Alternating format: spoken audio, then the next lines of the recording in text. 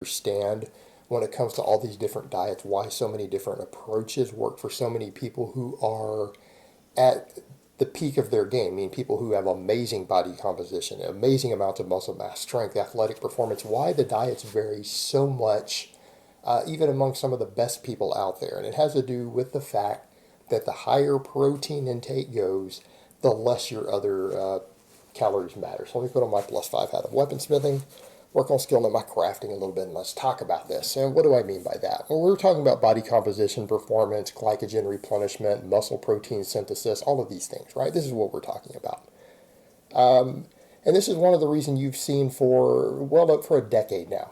You've seen top experts. You've seen everyone from like the Renaissance periodization people to Alan Aragon and all these people, who put out formulas and say, okay, look, here's your minimums for macros, right?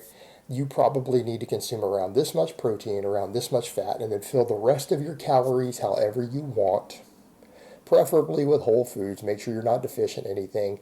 And they'll say, well, preferably most of that with carbs, but that's not necessary. And that's more of what we're actually finding. And this is the reason I've gone back to my keto. It's one reason I'm doing it. I'm not telling everyone that that's what they need to do, but what I had found historically is that I made just as good a gains on that as anything else. In other words, as long as the calories were present and the protein was present, I didn't seem to see any difference in the amount of muscle I gained filling it with carbs versus all fat. It doesn't seem to matter. And that's really what we're seeing more of in the literature. And I've linked some studies on it, and there's other studies I've looked at, and it's what we're observing. That even though I've been following what a lot of the experts had said, and who are saying, look, we do need these carbohydrates, we do need this insulin response, we need this stuff for everything from muscle glycogen to muscle protein synthesis, it doesn't actually seem to be the case. It's just calories. That seems to be what matters. The amount of insulinogenic response you get from foods doesn't even seem to, for athletes who are adapted to whatever their diet is, it doesn't seem to matter. It doesn't really and truly seem to matter, because when we're seeing triathletes who follow keto diets versus higher carbs, and they see the exact same muscle glycogen after a 3-hour run, and I'm sorry, but a 3-hour run is going to burn more glucose than your weight training session is. It is going to, period. They have the same glycogen sources and they replenish glycogen at the same rate. Why? Because the body can turn protein. It can turn fat into glycogen. All right, we can take the glycerol backing off of a fat molecule, and about 1 calorie out of every gram of fat can be converted to glycogen, up to 40%. And that's under normal circumstances. Probably you can get more glycolysis when protein intake goes really high. It probably is higher, but in just normalized protein intake, something like 40% of your protein can easily be converted, and usually is converted into glucose. So this is what we're looking at, and what we're finding is that protein intake seems to be the macronutrient that matters the most for gaining muscle, for all these things that we're looking at for performance, for muscle protein synthesis.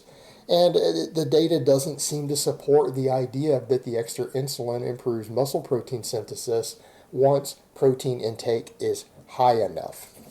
And by protein intake, I don't mean a flat number. I'm talking the total available amino acids. This is one of the problems we have with veganism. It's all plant proteins. And I don't want people to think that I'm saying that plant proteins are incomplete, because they aren't. A lot of them do have a full amino acid profile. The majority of them do.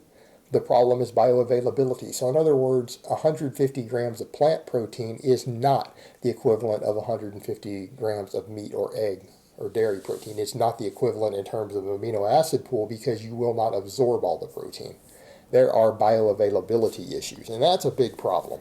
That's something we need to be aware of. So when I'm talking about total content of protein, I'm talking about the amount of protein that you absorb and utilize, right? That's what we're talking about, not necessarily just the amount in your diet.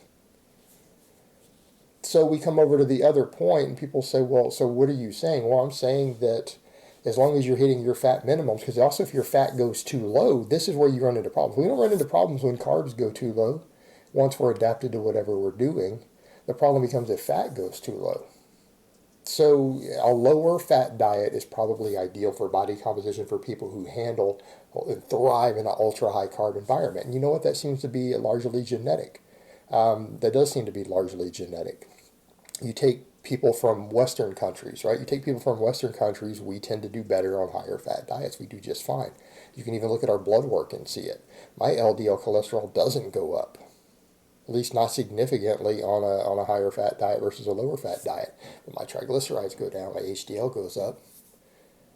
Whereas when you take someone from some other background, their ancestors came from a different place that didn't eat a lot of fat historically, and they tend to do a bit better on their blood work on a higher carb diet. Or you take people who are from, say, East Asia, they do really, really well on ultra high carbohydrate diets, even fairly refined carbs, white rice, they do fine on large amounts of it. Their blood work looks good. A lot of their champion athletes are that way, it's fine. But there are exceptions to those rules, right? That's not even universal. That's not universal. It just has to do with different enzymes and the way that your body processes things based upon your ancestry. And even that isn't a fixed rule. That can actually vary a lot in the individual person. That's why you can't make rules like that. You can't make rules like that because there will be exceptions to those rules.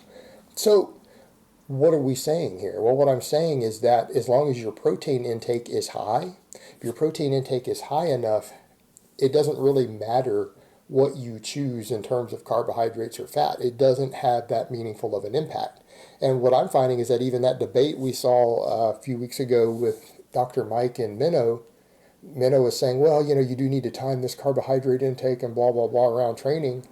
That's not what the data is showing, though. That's one of the objections I had to that, was that, well, that seems like a lot of unnecessary complexity. Well, the reality is people who just choose to do straight keto diets, they don't have depleted glycogen. They don't have depleted glycogen. They don't need the dietary carbs. In fact, even me, I've been running it again, and I haven't lost any weight. I've recomped a bit. I've definitely recomped, and I've seen the difference in the mirror. My clothes fit different. I haven't had carbs in well over a month at this point, like more than 20 grams a day. I haven't dropped water weight. I haven't lost muscle glycogen. My performance is trucking along, and that's what the research is showing. It doesn't actually seem to matter. You're going to replenish your glycogen unless you're doing extremely high volumes of training. You're going to have glycogen without even consuming the carbs if protein is high. It's people who try to do the really low protein ketogenic type diets where they're eating 100 grams of protein. But that comes back to the point of here's what we find in athletes even on stuff like that. As they become better athletes and their energy turnover goes higher, that they can oftentimes easily consume a gram of protein per pound of body weight and they don't go out of ketosis. It still has to do with those ratios. As long as they're still getting the majority of their calories from fat, which again is always an option. I'm not saying everyone needs to do keto, that they don't even go out of ketosis, even with the protein load. So here's the point we come to. If protein is high enough, this stuff doesn't even matter. All this nonsense about needing pre-workout carbs, post-workout carbs, it goes away. And that is, again, what the data is showing, that there doesn't seem to be any significant change in muscle protein synthesis for people who are consuming large amounts of protein, whether they add carbs to it or not. Just because there's a larger insulin response doesn't seem to matter. It doesn't seem to matter for muscle protein synthesis. It doesn't matter for glycogen replenishment. So here's the point it comes down to.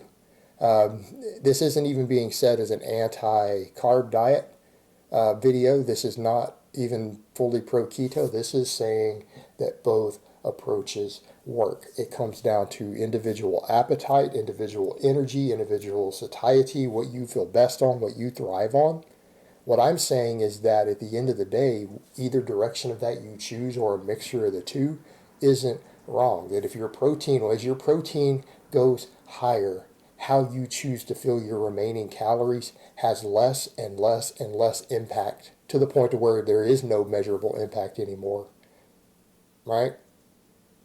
Doesn't seem to matter in terms of muscle protein synthesis, glycogen replenishment, muscle growth. Doesn't seem to matter. In other words, protein is king. Everything else is what you choose, what direction you choose to go, what you feel best on, what you thrive on, what foods you enjoy. Again, as long as you're not creating nutrient deficiencies, right? As long as you're not creating nutrient deficiencies. All right, guys, that's really all I have to say on that today. I hope it's been informative, and I will talk to you guys next time.